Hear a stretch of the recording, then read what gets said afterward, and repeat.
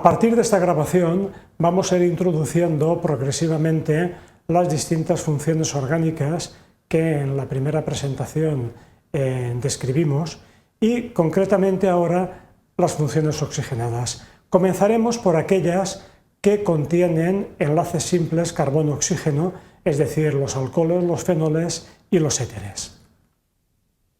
En la nomenclatura de los alcoholes elegimos como cadena principal aquella cadena más larga que contenga el grupo hidroxilo y para numerarla lo hacemos comenzando desde el extremo que esté más cercano al grupo funcional, es decir, al hidroxilo.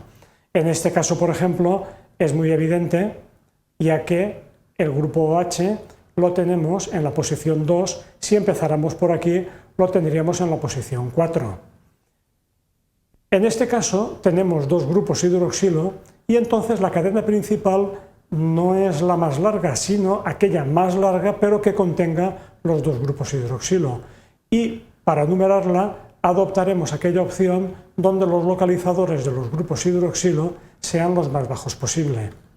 Aquí, por ejemplo, tendríamos una cadena de 4 carbonos, esto sería un carbono y esto el enlace carbono-oxígeno, y los grupos hidroxilo estarían en las posiciones 1 y 3. Si hubiéramos empezado por aquí, estarían en las posiciones 2 y 4.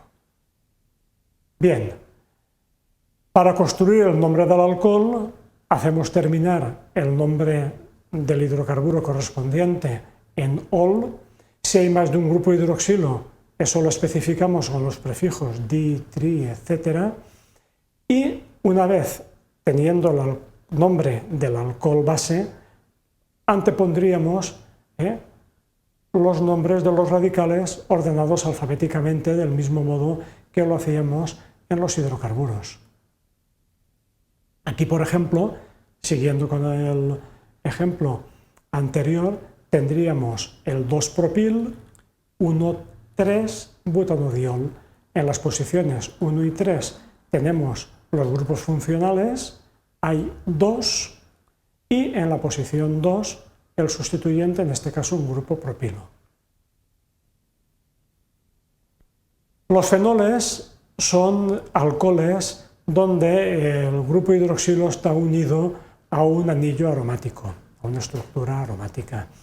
Bien, en general reciben, ya que son sustancias muchas de ellas muy conocidas y que tienen bastantes aplicaciones, muchas de ellas poseen nombres tradicionales, pero en principio podemos utilizar la misma nomenclatura, es decir, hacemos terminar el nombre del hidrocarburo aromático en ol y con los localizadores correspondientes situamos los sustituyentes o radicales. También podemos emplear la nomenclatura orto, meta y para las posiciones 1,2, 1,3 y 1,4 respectivamente.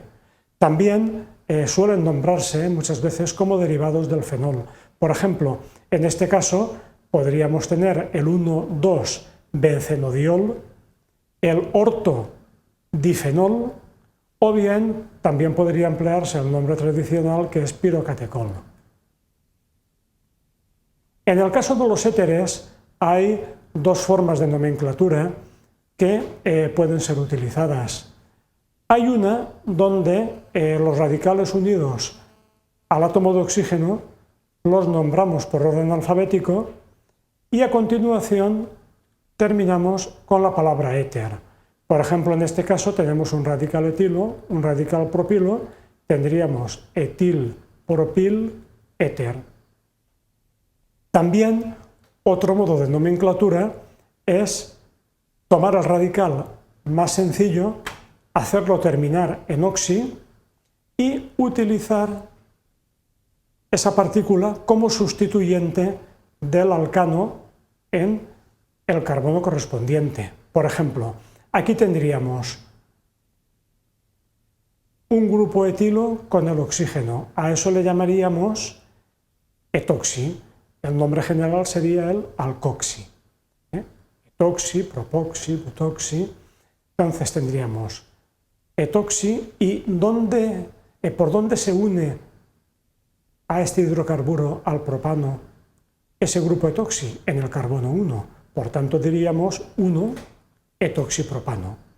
Por ejemplo, aquí tendríamos como radicales el isopropil y el metil. Podríamos llamarle isopropil metiléter, pero también podemos considerar el grupo metilo con el oxígeno como grupo metoxi y nombrar entonces el éter del siguiente modo. Ya que el grupo metoxi se une al propano a través del carbono 2, decir que es el 2-metoxipropano. En este último ejemplo tendríamos los radicales butilo y propilo. Podríamos llamarle butil, propil, éter, recordemos el orden alfabético, o también adoptar el más sencillo como sustituyente y ese grupo propoxi, como iría unido al butano en el carbono 1, el nombre del éter sería 1-propoxibutano.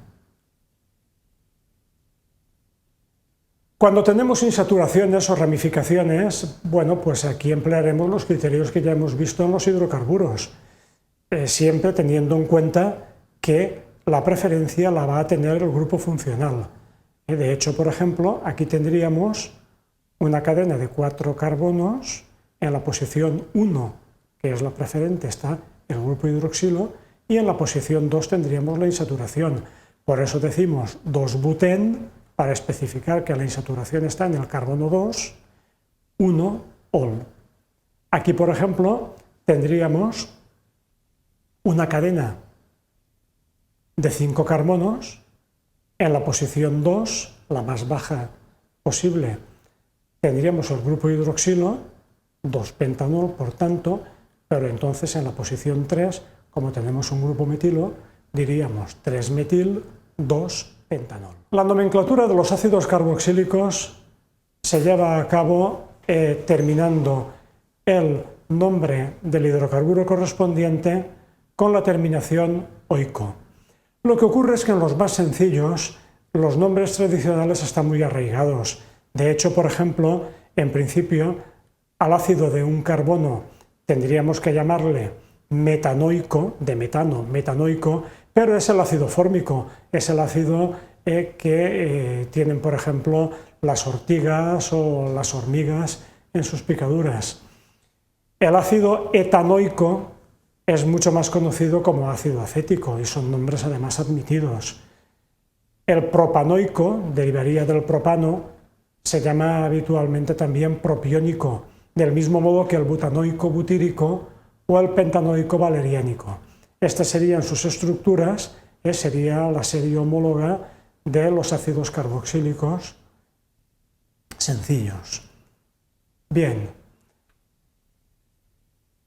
Muy importante tener en cuenta, cuando hay insaturaciones o sustituyentes, que el carbono del grupo carboxilo va a ser siempre el carbono 1 y a partir de ahí se va a numerar el resto de la cadena principal. Por tanto, aquí tendríamos 1, 2, 3 hexenoico, aquí tendríamos 1, 2, 3, 4 metil hexanoico. Cuando hay dos grupos funcionales ácido, diríamos hexano, di, para indicar que son dos grupos carboxilo, dioico. Aquí tendríamos, por ejemplo, 1, 2, 3, 4, 5 y 6, pero como son dos grupos los carboxilos, sería ácido hexano-dioico. Y el ácido carboxílico derivado del benceno es un ácido muy importante, es el ácido benzoico. En la nomenclatura de los ésteres procedemos del mismo modo que si se tratara de las sales derivadas del ácido correspondiente. Por ejemplo, en el caso del ácido butanoico, sus sales se llaman butanoatos, butanoato de sodio, de potasio. Bien, pues aquí tendríamos el mismo nombre, pero en vez del metal que hay en la sal, sería el radical que se une al oxígeno. En general va a ser el nombre del ácido terminado en ato y a continuación el nombre del radical que viene unido al átomo de oxígeno. Por ejemplo, aquí tendríamos un éster que procede del ácido butanoico y que aquí lleva un grupo etoxi, es decir, dos carbonos unidos al oxígeno. Bueno, pues diríamos butanoato de etilo. Como aquí tenemos como ácido de partida el 2-butenoico y al oxígeno va unido otro grupo etilo, diríamos 2-butenoato de etilo. Aquí, por ejemplo, tendríamos el ácido butanoico también, pero lo que tenemos unido al oxígeno es un grupo isobutilo. Por tanto, diríamos butanoato de isobutilo. Aquí tendríamos como ácido de partida el 2-metilbutanoico y como al oxígeno va unido un grupo propilo, tendríamos 2-metilbutanoato de propilo. Las dos funciones oxigenadas que cumplen esta condición son los aldehídos y cetonas. Después, en una presentación posterior, ya veremos el grupo carboxilo, donde además del grupo carbonilo también tenemos un grupo hidroxilo, pero aquí solamente vamos a tener el grupo carbonilo, bien en una posición terminal o bien en una posición intermedia dentro de la cadena, como será después las cetonas. En el caso de los aldehídos tendríamos que simplemente la terminación del hidrocarburo o la sustituimos por la terminación al, y de ese modo, pues por ejemplo, del butano, butanal, del 2-propeno, 2-propenal, del 3-metilbutano tendríamos 3-metilbutanal. Puede ser que la función aldehído, insisto, es siempre terminal, esté en los dos extremos de la molécula. En ese caso, anteponemos a la terminación al el prefijo di, de manera que aquí, por ejemplo, tendríamos el butano, 4 carbonos, di-al. De esa manera estoy indicando que hay dos funciones aldehído en ambos extremos de la molécula. En las cetonas el grupo carbonilo es intermedio, el carbono del grupo carbonilo está formando enlaces con más átomos de carbono y ahí lo que tenemos es la sustitución de la O final por la terminación ona.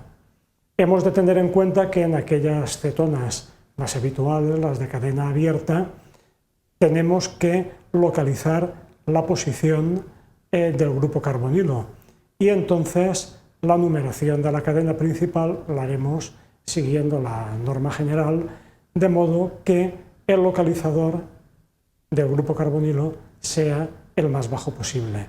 Por ejemplo, aquí tendríamos en esta pentanona un 2,3 pentanona, aquí da lo mismo empezar por un extremo que por otro, pero aquí tendríamos la 2 pentanona y no la 4 pentanona. Bien, esta sencilla...